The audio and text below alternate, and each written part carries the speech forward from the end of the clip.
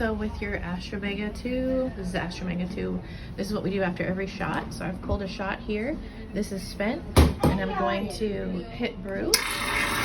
I'm just gonna flush out the extra stuff that is in there before I load my next shot. And then every 10 shots or so, I'm gonna take this, go around under here, and get all that extra coffee grind out of there. And then I'd say every 10 to 15 shots, I'm gonna put in the blind for 5 seconds. 1, 2, 3, 4, 5. And just flush out that extra. It's pretty clean. I've been taking good care of it this morning.